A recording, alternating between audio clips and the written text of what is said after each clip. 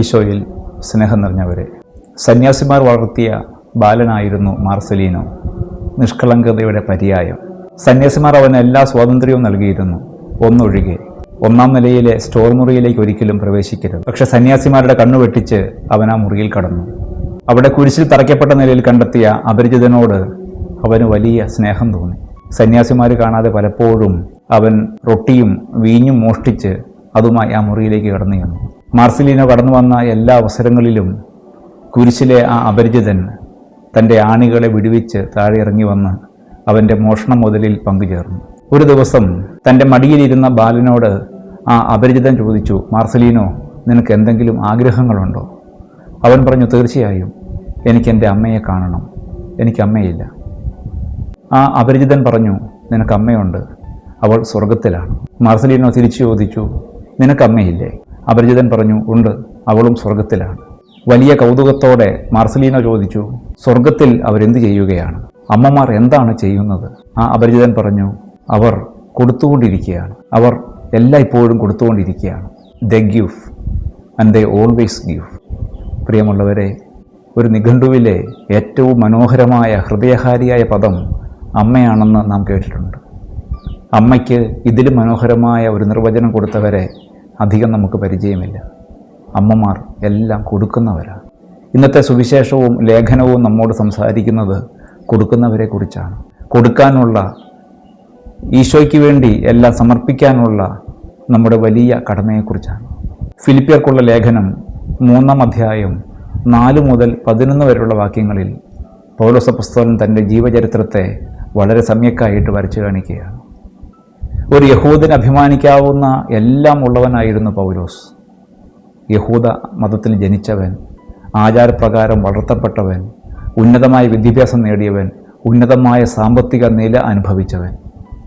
അങ്ങനെ ഏതൊരു യഹൂദനും അഹങ്കരിക്കാവുന്ന നിലയിൽ വളർന്നെങ്കിലും പൗലോസ് പറയുകയാണ്, യേശുക്രിസ്തുവിനെ പ്രതി ഞാൻ അതിനെയെല്ലാം നഷ്ടമായി കരുതി. എൻ്റെ പിന്നിലുള്ളവയെല്ലാം ഉപേക്ഷിച്ച് ഞാൻ മുന്നിലുള്ളവയെ ലക്ഷ്യം വെച്ച് ഓടുന്നു. എനിക്ക് നേട്ടമാകാമായിരുന്ന എല്ലാറ്റിനെയും ഞാൻ ഉച്ഛിഷ്ടം പോലെയും നഷ്ടം പോലെയും കരുതുന്നു. ഇത് യേശുക്രിസ്തുവിനെ നേടുന്നതിനും അവനോടുകൂടി ഒന്നായി കാണപ്പെടുന്നതിനും വേണ്ടിയാണ്. എത്ര മനോഹരമായിട്ടാണ് പൗലോസ് തൻ്റെ ജീവിതത്തിൽ ലക്ഷ്യം എന്താണെന്ന് വർണ്ണിച്ചു കാണിക്കുന്നത്. പ്രിയമുള്ളവരെ, പൗലോസ് തനിക്ക് നേട്ടമായിരുന്നവയെല്ലാം നഷ്ടമാക്കിക്കൊണ്ട് ക്രിസ്തുവിനെ അനുഗമിച്ചെങ്കിൽ, തങ്ങൾക്കുള്ളതെല്ലാം ഉപേക്ഷിച്ച് ഈശോയെ അനുഗമിച്ച ശിഷ്യന്മാരെ പരിചയപ്പെടുത്തുകയാണ് ഇന്നത്തെ സുവിശേഷം. വിശുദ്ധ ലൂക്കായുടെ സുവിശേഷം 5-ാം അധ്യായം 1 മുതൽ 11 വരെയുള്ള വാക്യങ്ങളിൽ അവിടെ കാണുന്നത് ശിമിയോൻ പത്രോസിൻ്റെ അതിശയകരമായ മീൻപിടുത്തമാണ്.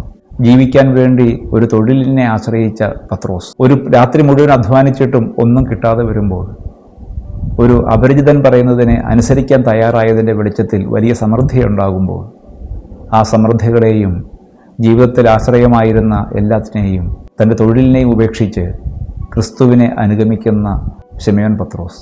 പ്രിയമുള്ളവരെ, ക്രിസ്തുവിന് വേണ്ടി ഉപേക്ഷിക്കുമ്പോഴാണ് സ്വർഗത്തിലെ നിക്ഷേപങ്ങൾ നമ്മൾ നേടുന്നതെന്ന് ഈ കഴിഞ്ഞ ദിനങ്ങളിലൊക്കെ നാം ധ്യാനിക്കുകയുണ്ടായി. കൊടുക്കുന്നവരാവുക.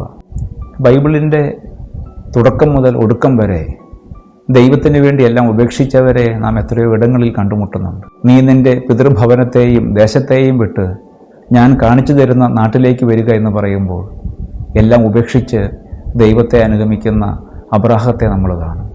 യോഹന്നാൻ്റെ സുവിശേഷം 6-ാം അധ്യായത്തിൽ തൻ്റെ കൈവശമുണ്ടായിരുന്ന 5 അപ്പവും 2 മീനുമായി മുമ്പോട്ട് വരുന്ന 5000ങ്ങളുടെ വിശപ്പടക്കാൻ മുൻപോട്ട് വരുന്ന ഒരു കൊച്ചു ബാലനെ നാം കാണും. ഇങ്ങനെ എത്രയോ ഇടങ്ങളിൽ കൊടുക്കുന്നതിൻ്റെ, നഷ്ടപ്പെടുത്തുന്നതിൻ്റെ മൂല്യത്തെ നാം പരിചയപ്പെടുന്നു. പ്രിയമുള്ളവരെ, വിശുദ്ധ മത്തായിയുടെ സുവിശേഷം 25-ാം അധ്യായത്തിലെ അന്ത്യവിധിയിലും ദൈവം ചോദിക്കുന്ന ചോദ്യങ്ങൾക്ക് അടിസ്ഥാനം ഒന്നു തന്നെയല്ലേ ഉള്ളൂ, നീ കൊടുത്തോ? പ്രിയമുള്ളവരെ, കൊടുക്കാനുള്ള ഒരു വലിയ വിളി ഈ നോമ്പുകാലത്ത് നമ്മെ കാത്തിരിപ്പുണ്ട്. നമ്മൾ നേട്ടമെന്ന് കരുതുന്നവയെ കൊടുക്കുമ്പോഴാണ് അത് യഥാർത്ഥമായ ഒരു കൊടുക്കലായിട്ട് മാറുന്നത്. പത്രോസ് തൻ്റെ വള്ളത്തെ, തൻ്റെ കുലത്തൊഴിലിനെ ആശ്രയിച്ച് ജീവിച്ചിരുന്നപ്പോൾ ക്രിസ്തുവിന് വേണ്ടി അതിനെ ഉപേക്ഷിക്കാൻ തയ്യാറായതുപോലെ ഏതൊരു യഹൂദനും അഭിമാനത്തോടെ കണ്ടിരുന്ന തൻ്റെ സകല നേട്ടങ്ങളെയും ഉച്ഛിഷ്ടം പോലെ കരുതി പൗലോസ് വിജാതിയർക്ക് വേണ്ടി സുവിശേഷം പ്രഘോഷിക്കാൻ ക്രിസ്തുവിന് വേണ്ടി ഇറങ്ങിത്തിരിക്കുന്നത് പോലെ